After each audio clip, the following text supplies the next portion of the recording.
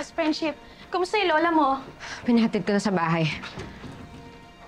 Wala siguro ng mga kalaban ko, masisindak nila ako ng ganyan-ganyan lang.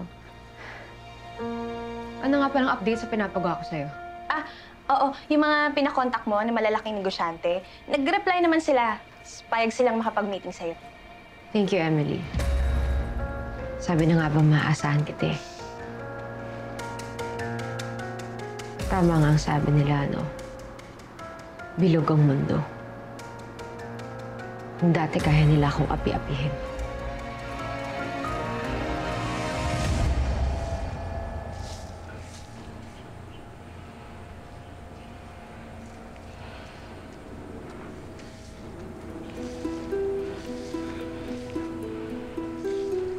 Who gave you permission to smoke at your favorite spot? Sorry, hindi ko naman alam na... And you're even using our favorite brand.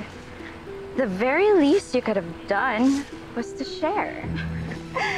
Sige ba? Ito ba gusto mo? Ano mas gusto ko yan?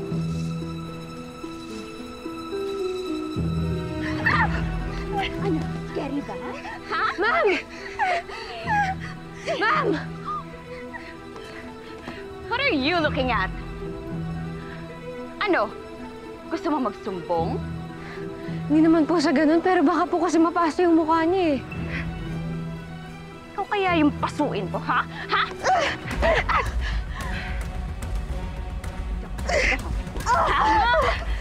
Gusto mo na talaga umepal dito, ha? Ha? Aray!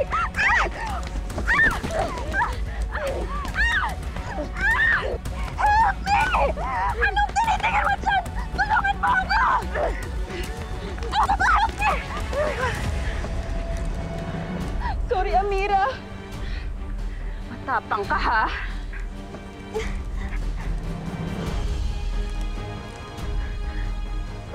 Nalaban ka pa, ha?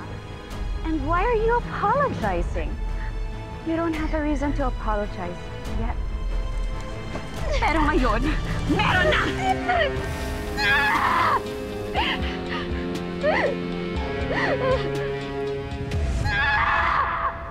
Wala akong kalaban-laban nun, Emily.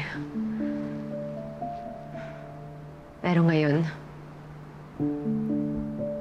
kaya ko nang kunin ang lahat ng pinaghirapan ni Portia.